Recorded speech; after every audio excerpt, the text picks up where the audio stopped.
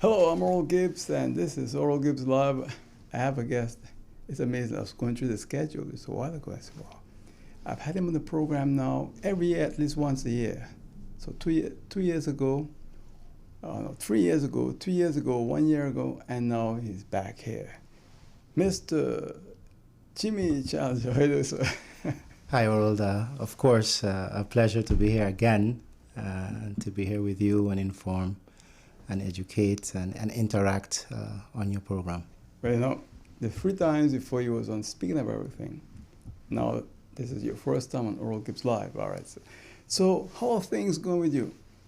Well, things are generally, of course, always busy for me. That's a norm. When you care about your community, you get involved, you do different things. Of course, my primary role as a banker, as a business banking manager for First Caribbean, I am currently, doing my day-to-day duties. Yeah. We have a couple of campaigns that are out, including the Create a Buzz campaign. That campaign is to help small businesses. So in my own task as a employed citizen, that campaign, we attract business owners, small to medium size, that want to look for an investment.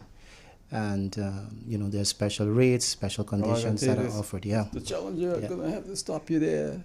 Windward Island Bank is my sponsor of this show, and I'll appreciate if not a your problem. bank can someday sponsor us. But in the meantime, we will prefer not to talk about that if you don't mind. No. It's in the general context of the question, in the sense that in our general capacity as a citizen, as a private citizen, you still in conducting your work, you are going to look at the general interest of the person that you're serving or the business that you're serving, and you link that back into the society goals that government may have, or that you as a private citizen would want to see for your country.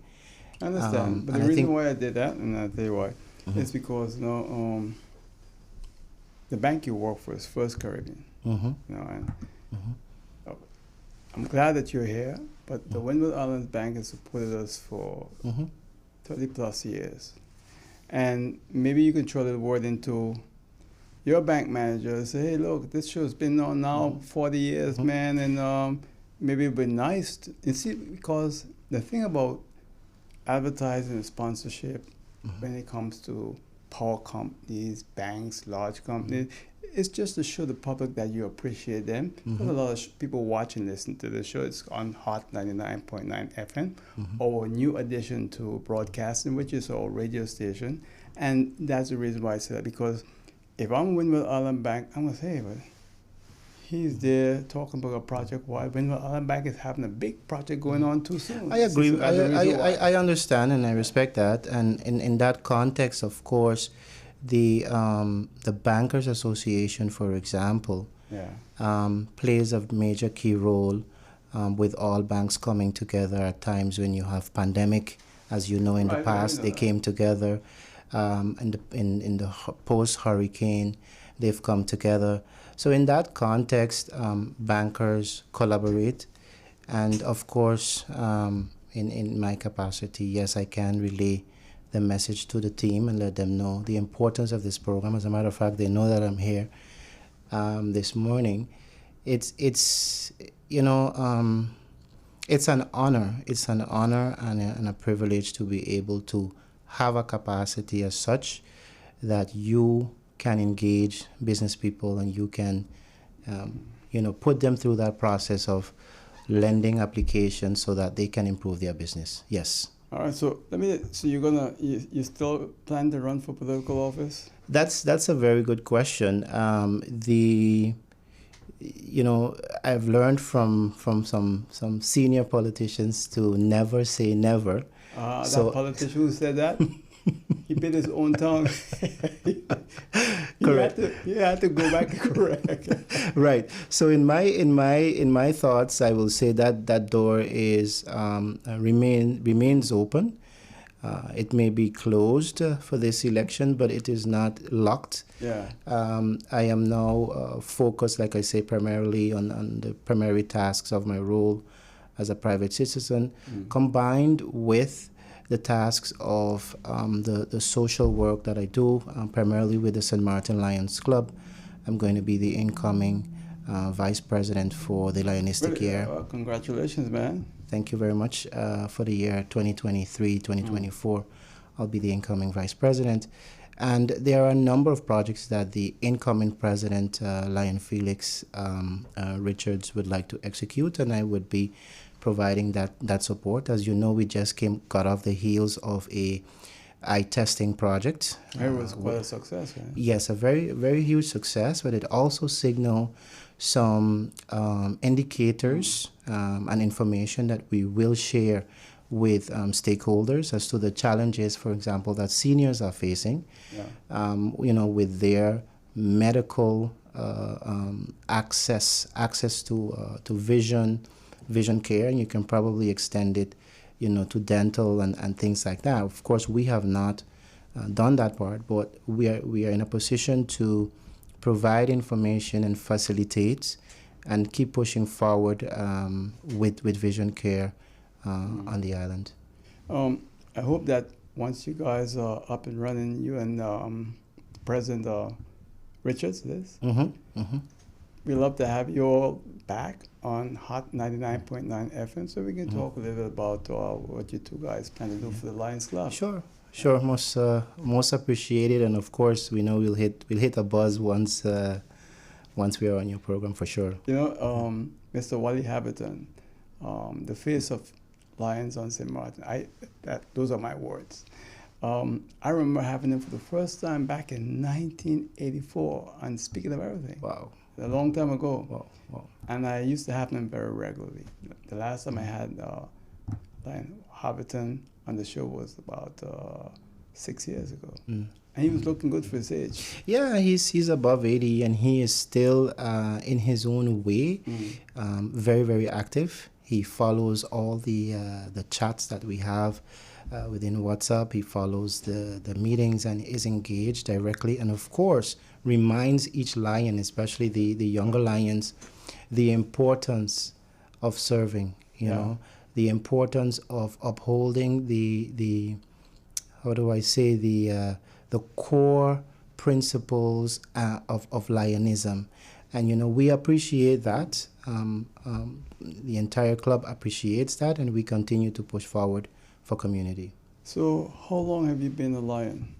It's been definitely over 10 years. I started first as a partner in service. My wife was a Lion before I was. And in the process of assisting, I don't know if you recall the Lion Rudy Hoover Health and Wellness Fair that used to occur every year. Right. In the process of helping out, because of the marketing background that I have, and at that time, being engaged in the community as well, they said, look, you can't be just a partner in service. You have other talents, other needs that the club can take advantage of in order that the community also benefits from. And on that result, 10 years going on 15, basically, that was the result of it, and a decision that I am very, very proud of. So are there people from the media in the Lions Club, Mr. Martin? We do have media persons or persons that deal with, for example, graphic designing. We have Lion Dennis Lake, who's also with us. As you know, he's an excellent photographer. So we have people from various backgrounds. We have numerous bankers on board from the various various banks on the island. We have persons within government. We have persons that are private business owners. We have lawyers. So it is a club that, from a network standpoint of view, and from wanting to achieve a common goal or project to raise funds to help the community with, for example, the eyesight project or a health fair, or we do various fundraising activities to keep the funds coming in. And of course, the members also pay their individual dues to be able to keep the administration side of the St. Martin Lions Club. So is that a lot of money? If my memory serves me right, because I have a standing order that goes from my account straight into You got the so much club. money, you forget about that. Well, you know, That's funny. I know, but when you look at it, you know, when you're paying 60 guilders a month, that goes towards the administration of an organization collectively that will every year execute, for example, the food basket program in December that the Leos do. The Lions contribute towards that from their own pocket. But when you are paying 60 guilders for administration, that is going to lead to the happiness of many. Trust me, you don't have any regrets. You don't have any regrets. I'm sure your employer at the bank should be proud of you. Are there other people in the bank?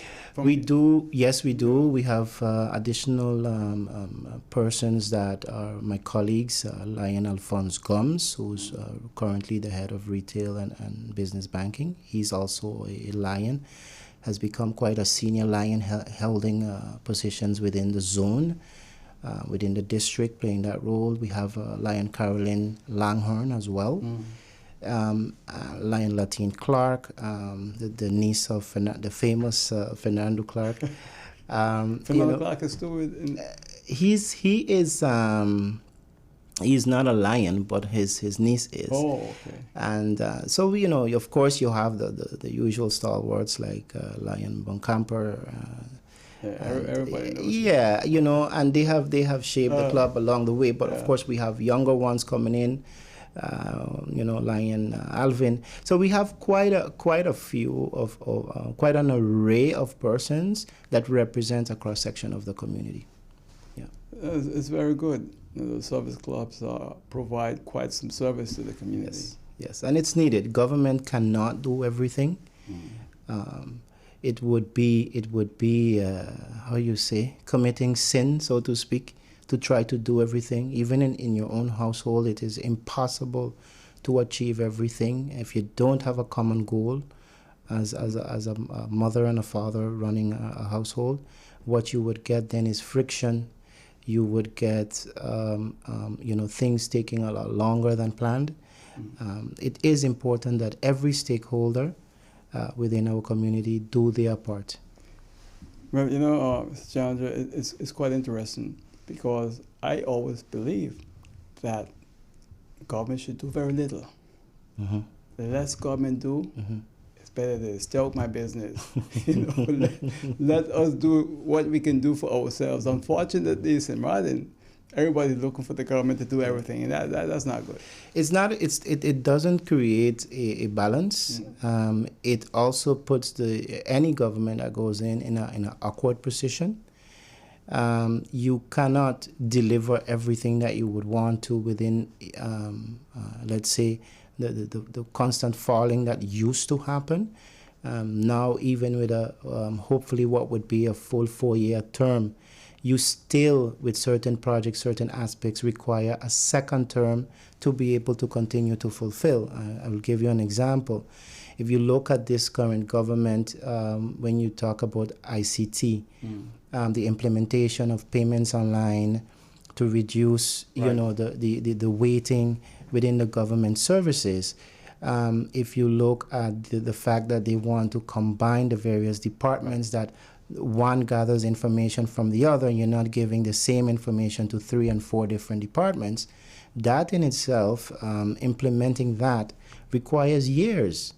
That requires combined information, combined department heads to be able to ensure that, you know, that IT platform is seamless and represents not only the output of what we want, but the input of it, because what you put in is what you get out.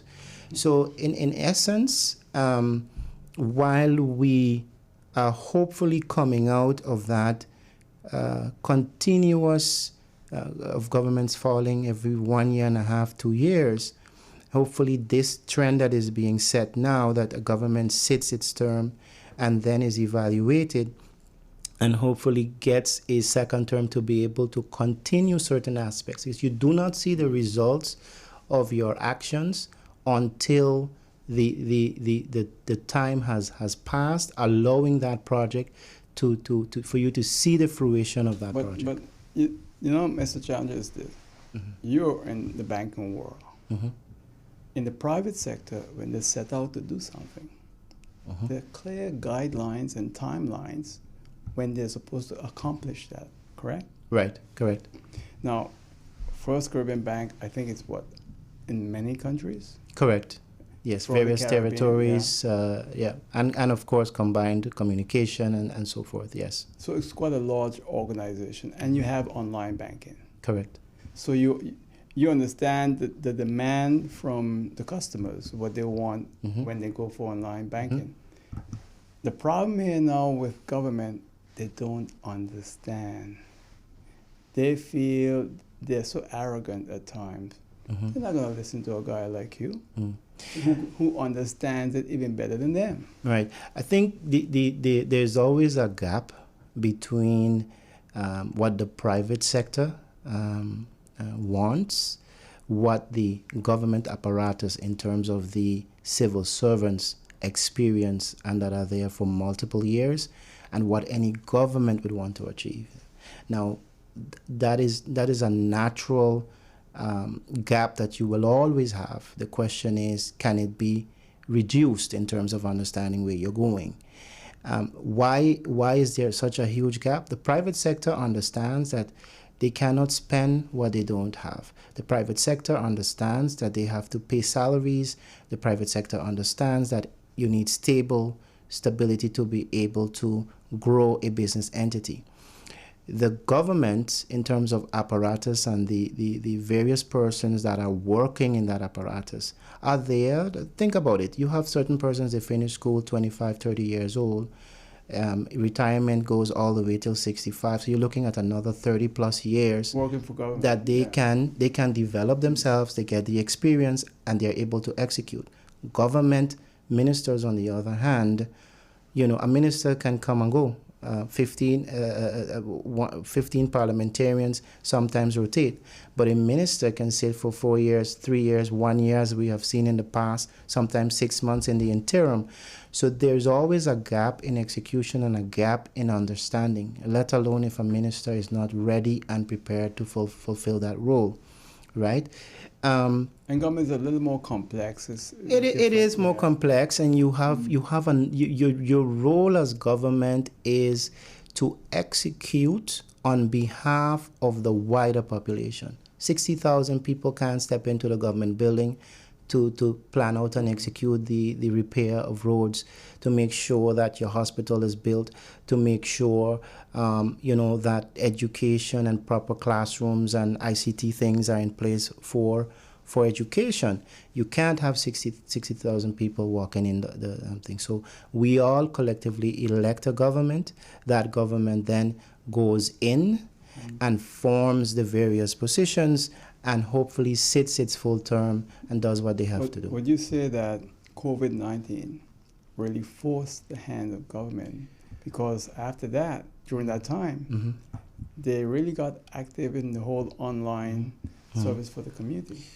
Well, it forced the hand of government in various forms. Not only in terms that you're on a full lockdown and you had to go into IT and doing meetings online, or having your processes and paperwork reduced. That was forced upon. The bigger challenge was that your revenues also fell from one day to the next drastically, because the moment that travel shut down, no tourists were coming in. And with no tourists coming in, you have no revenues, right? The majority of our revenue comes from the visiting tourists. Our airlift, the airlines, they pay their fees. The fees goes to the airport. The harbor is counting on shipments coming in, things that we import. When everything went on a lockdown, you basically lost your revenue. So that also forced the hand of government, combined with conditions that you have to meet to get that liquidity support. Nobody, not even in the private sector, as a banker issuing or presenting a loan facility, there are conditions. Yeah. Even if a loan is granted fully cash secured, somebody comes and say, look, for every dollar that I have, match it back and I want a loan, and the risk is reduced because you have 100% coverage, the conditions would still be there of, okay, I want you to pay me back X amount per month, or I want you to have insurance on your property because or whatever it is, or your life insurance, whatever it is, whatever condition based on the situation at hand will happen. And the government is no different. They face those conditions. What could have been better, because it would be rather one-sided of me not to say, what could have been better during the period was more communication. And I think we saw that turn around over time. We saw the communication. If you look at the current Minister of Justice with the challenges that they faced with this entire function book, there was a video circulating of late that where the minister stands with one of her internal staff, showing you literally, what is happening behind the scenes, what type of information was being collected, how it's being calculated, and even right down to the HR files of the police force. Now, let's be fair here. If you are hired, you become a minister or a director of a company, and you didn't inherit a filing system that had a full comprehensive look at that individual in terms of what they've done over time, their evaluations, what was their salary in the past, how did they get that position, or their qualifications, you basically running on air, because you can't make decisions if you don't have the information, and not just having it, but also having it comprehensively and collaborated properly in one location that you can get it, and not spread out all over the place, because that delays your decision, that delays your communication. So in that aspect, kudos to the minister for showing people what is actually happening. And I think going forward, any government, because of the amount of changes of ministers over the last 12 years. Correct. So we have to learn. We have to learn as a society to practice patience as much as possible, and apply pressure with respect. So you're asking this community to practice more patience? I think we're patience, the most patient society in the world. We've been patient, but if you hear me correctly, I'm combining patience with a sense of understanding that at the end of the day, you have to apply the pressure as well, but pressure with respect. In other words, whoever holds office is still your representative. Respect is earned. Yes. When you disrespect people, they will disrespect you. And I agree. That is one of the big issues in St. Martin, is that people hold political office. They want respect, but they don't give respect. So if you don't give it, you can't. I agree with you. I gave you the side of myself as a citizen, and how I think we should act, that we apply pressure with respect. And rightfully so, the minister is also, or whoever's holding a particular office, should also exercise respect, so that both sides can understand each other. And why did I bring this up? One of the things that you would get now is where everything goes viral.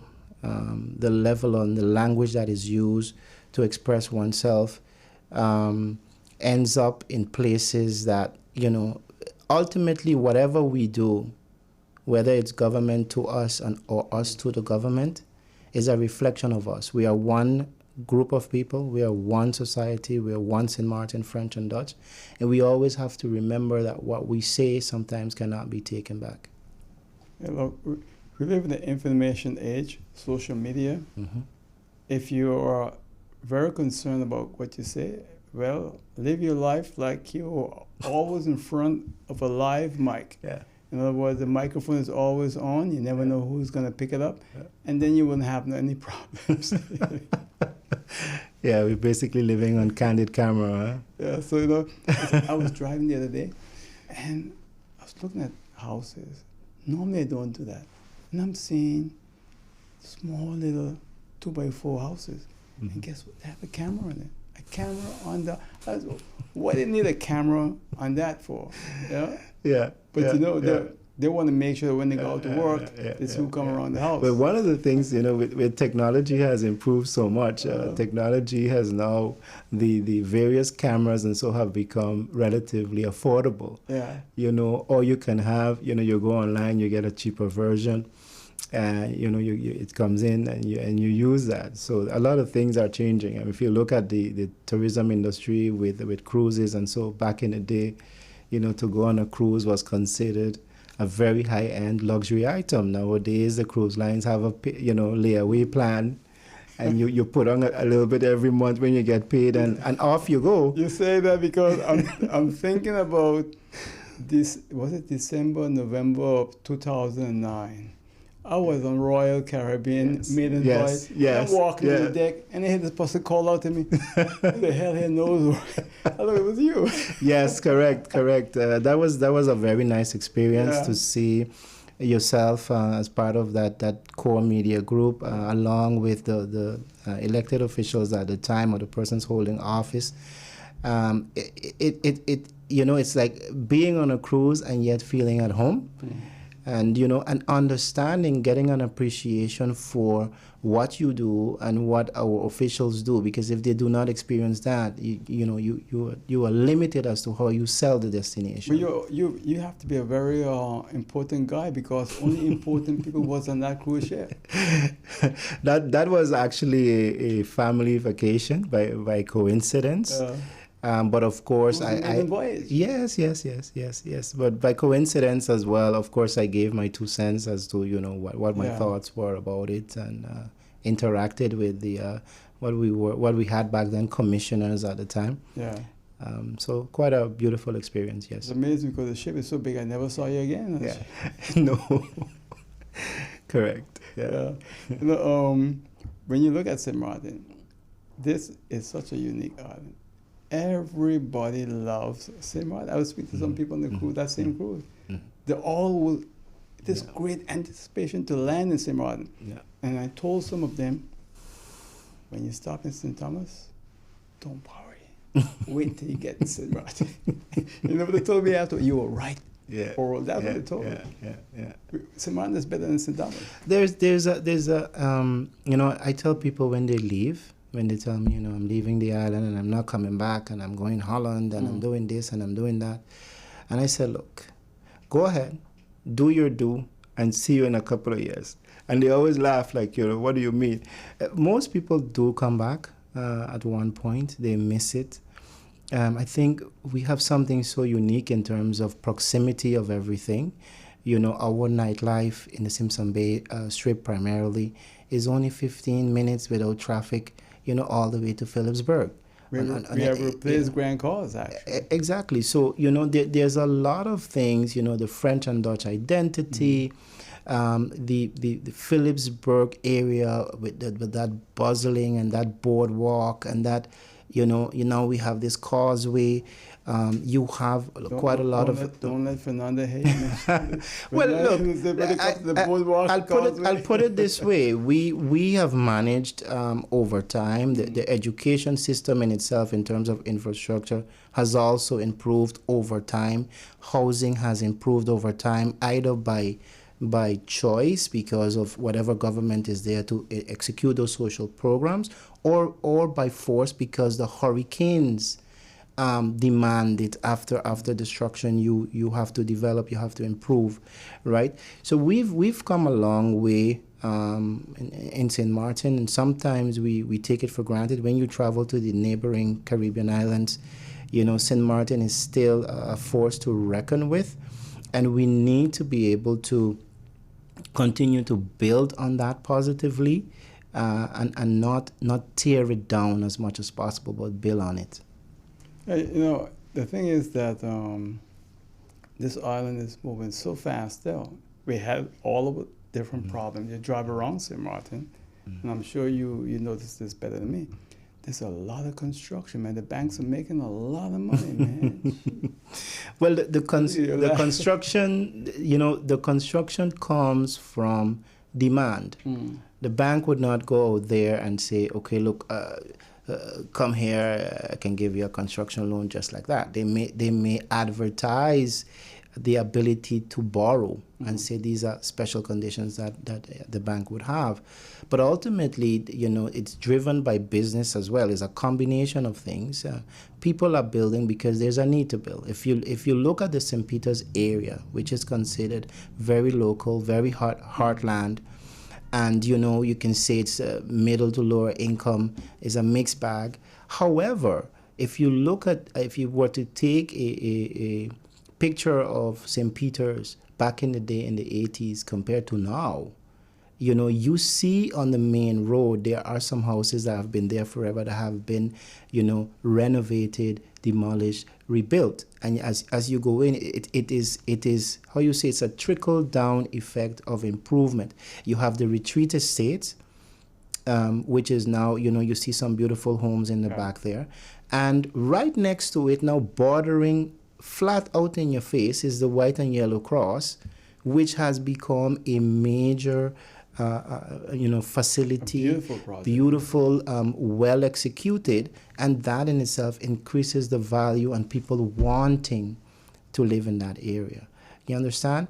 And the persons that have been living there for years, that are part of community that are St. Martin born and raised, they too are proud and see. And if the infrastructure can continue in that area, I mean, pretty much the value is going to continue to go up. Well, in case you've just joined us, I'm Earl Gibbs here speaking with Mr. Jimmy Challenger. When we come back, we'll continue speaking with him right here on Earl Gibbs Live on Hot 99.9 FM radio and YouTube, Facebook, and TV Correct.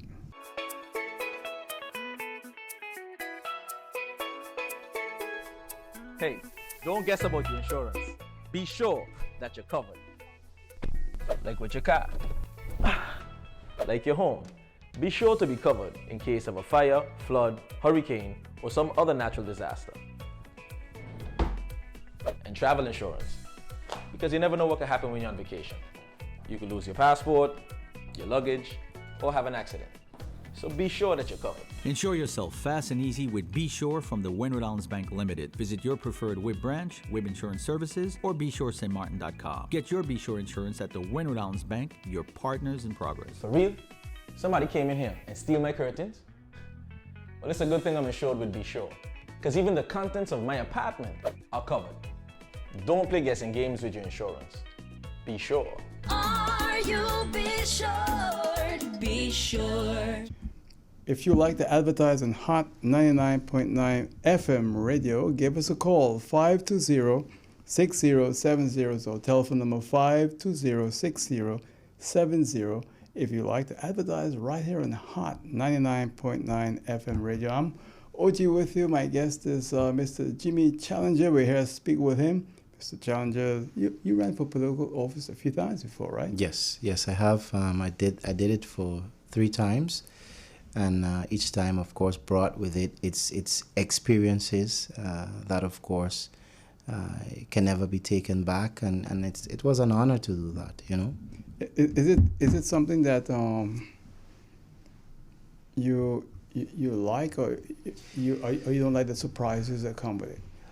Look, because voters are changing. That's what I mean. Voters change. It's your responsibility as a candidate or as a political person that is going to run on a list to continue to remain current, to continue to inform, and to continue to naturally do the things that help society. I think it is very hypocritical at times if you're going to run for office and you appear out of nowhere sometimes, without the public having seen you being engaged. However, you can look at it from the other end as well. There are some people that are, more quiet, but have always wanted to serve. So it's very difficult to judge someone when they come out for the first time and you don't know them at all. right? To say that, okay, they're not interested in their country, they're not interested in serving, and they're just looking for, a big position or what have you. It is best to observe and see what that individual brings to the table during the campaign, but it's always advisable to remain active prior to joining the political arena, that people would know you already. And of course, inform your friends and family. The reason I ask you surprises because people are changing. 15, 20 years ago, the voter was different and still not different. Right. Because when I speak with people, they tell me, no, they ask me, so tell me, Jimmy Chan, what you gonna do for me? What you gonna do everybody wants, what you gonna do for me? Yes, that yes, doesn't yes, change. yes. No, that part doesn't change, and the question in itself can be formulated differently. I mean, the good friend on the street, your good buddy, gonna tell your little boy, what you gonna do for me? Because this vote, is one vote to have, and if you can't deliver, I'm taking this somewhere else. And of course, you have stakeholders and business people that sometimes have genuine big concerns for stability, for growth, and to be able to provide employment. You have others that are concerned about education and the future of their children, and whether the education system is giving what we should be getting from it, and of course with the changes because of COVID. You have others that talk about infrastructure, and they say, look, my street has been in a particular state for a while. Every ministry, every facet of government, you would be questioned on. Does politics bring some surprises? Yes. But over time, the surprises become less, because you become more experienced and with an understanding that there will always be that question. What are you going to do? And rightfully so, the voter has a right to ask you, what are you planning to do? But we all know that question is not really what they're asking. That's the disturbing part of it. And the thing about it, you're a smart guy. You've been in the banking world for how long now? Over 15 years already. All right. Yeah. And you're smart at marketing. You understand the island. But we still turn around and vote and elect a lot of dumb people. It's amazing how we like to just elect, not all of them, but Right. there are a few dummies that we elect, and that's unfortunate. Yeah. We traditionally, as you know, you have a large family base, and that family base would want you as an individual to go in. It's also a pride, a joy that Definitely. you come from a political family. If you look at the political names out there that are well known, that family base comes and puts you there. Over time, you see where now there's a combination of the family can back you, yes, but they also want to see you doing things or tell you, prepare yourself. You're having that type of a discussion. The politics in itself is evolving. It is evolving. It's not going as fast as many of us would like it to be in terms of proper representation. It is still a highest vote getter situation that creates that I have the right then to be placed in a particular position because I have done X amount of votes. It comes down to a combination of leadership also from a political leader or a board of a party to use its statutes, its guiding principles within the party as to how they go about appointing persons, while at the same time respecting the laws of the land. At least for Parliament, you know that once you've reached a certain quota, you're entitled to that seat. Sometimes there are situations where you want to place somebody that is in Parliament into a ministerial post to allow another candidate, to Right. come into, and it gives you more leverage in terms of presence within the 23 persons, and now I think it's going up to 25, 27 or something like that. If They get all other things being equal, so you have those scenarios. I was having a discussion with one of my close friends over the weekend, where I don't know if you recall, in the past you would have had a commissioner and you also had a commissioner assistant that actually acted on behalf of the commissioner Right. in the absence. What that created back then in the Island Council and the Executive Council, rather, is that there is a learning curve, right?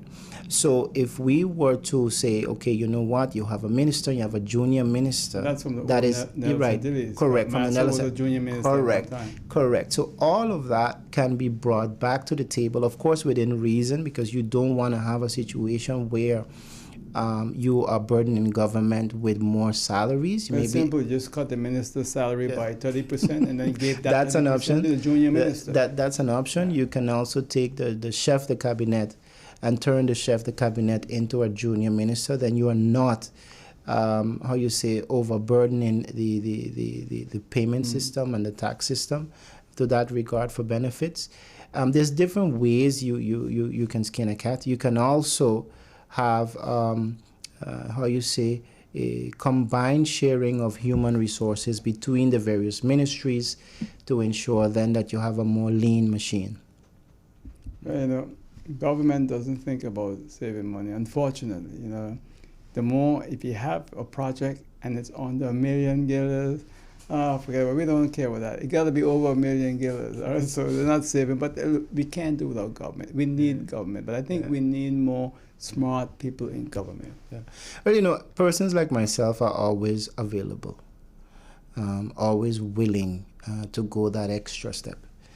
And I have always expressed that to various members within the community, that the possibility of serving remains, even if on a ministerial level, but also with respect, also in the sense that you don't want to go in for a 3-month period because you couldn't find somebody, or because you want to swap out prematurely and things like that. While many may grab for that, many may go for it, it goes against my very nature unless it's something really crucial and critical. Things can happen, you know, illness, family circumstances, things can happen, and you're called upon to fulfill that role, and you should, you know, in the interest of country.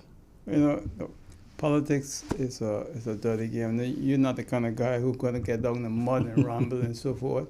But sometimes it's necessary. Yeah. You know? Look, I've said this I think many times on interviews and also here on your program. Still waters run deep. I am very quiet. Generally, I am very focused, have a big heart for wanting to see things improve. But if you are going to take advantage of that, if you're going to abuse the fact that my first line of defense is towards country and love for country and wanting to execute, and you're going to stamp over, something is going to happen. I will react. It's natural human nature to protect oneself. You know, but it takes time with me. It takes time because I also understand that sometimes when you're being pushed and tugged, it is not necessarily the person that is in front of you. Mm-hmm. It is someone else behind. And I will take my time and I will find out, you know, what is triggering this individual to behave this way. Yeah, to get down to the root of the problem, because otherwise you're going to tackle that issue when there's a bigger apparatus in the back. You need to get down to the bottom, and I've done that many times. You pick up the phone, you say, look, so-and-so called me. This is the situation. I am being offered XYZ to do, and it's taking a little while because you realize they want to put someone else. So you discuss. And I'm very open to saying, okay, let that person fulfill it and let's see. And we move on. But if it's a case where I think I can do the job and I'm willing to do the job, I will fight for that job within reason. Because at the end of the day, government is not one individual. Government is not mine alone, or any private sector job that I may have. It's not mine. It is you're there with an agreement, with a contract. In the case of private, you know what your salary, you know what your benefits are, and you have to fulfill the interests of the customer on behalf of your company that you are employed for. In the case of government or any government entity appointment, you always have to look at the interests of that institution and by default the persons that are being served. And in this case, it would be the taxpayer. Mr. Chairman, when you look at the National Alliance, you've been running with the National Alliance for the past 3 times, right? And you look at the party now, are you surprised? Because it used to be very close-knit family party. And to me, on the outside, it looks like it's falling apart. You know, the National Alliance, what everyone knew, the older generation or the not so old generation that knew the SPA or even SPM, that stemmed from a party that held a lot of fundraising activities, you know, barbecues, car washes, painting somebody's house, a commissioner going out and visiting homes and having discussions, which was the old style, so to speak, politics. But that old style politics also brought with it togetherness. It brought with it exchange of ideas and a genuine access to persons that represent you.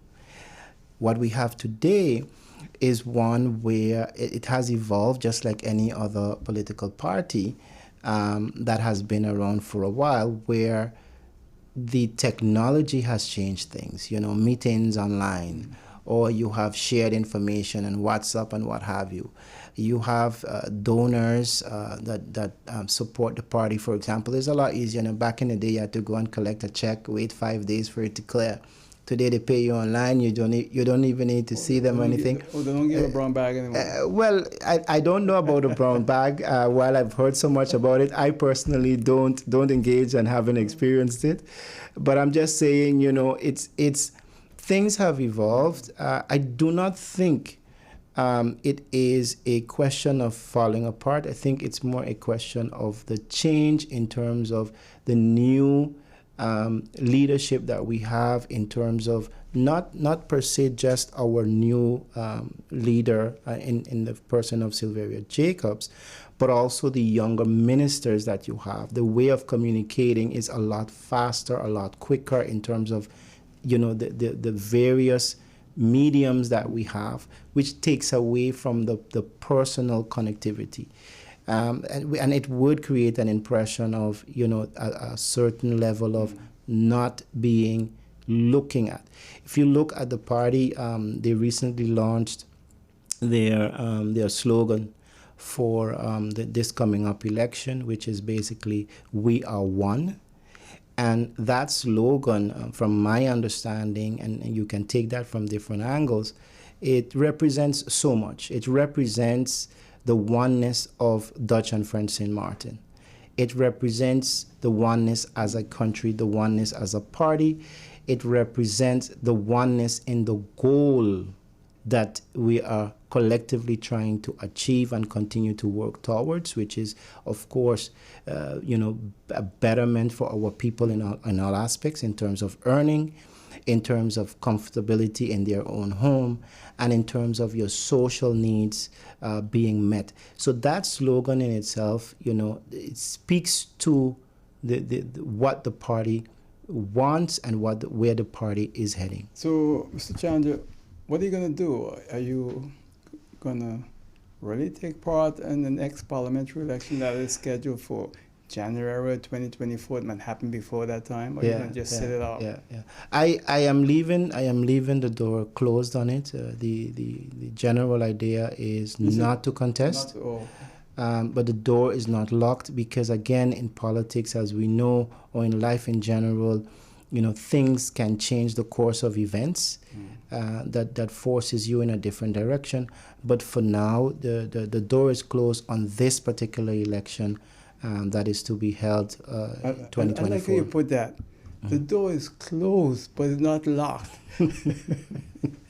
Correct. They could always kind of open it. Yes. Mr. Challenger, it's always a pleasure to have you on the program, and much success to you and your family, your job, and hope we can have you back sometime again in the near future. Yeah, sure. Always. Thanks a lot again. Huh? That's Mr. Jimmy Challenger, and that's it for now right here on Oral Gibbs Live on Hot 99.9 FM radio. See you next time. Bye.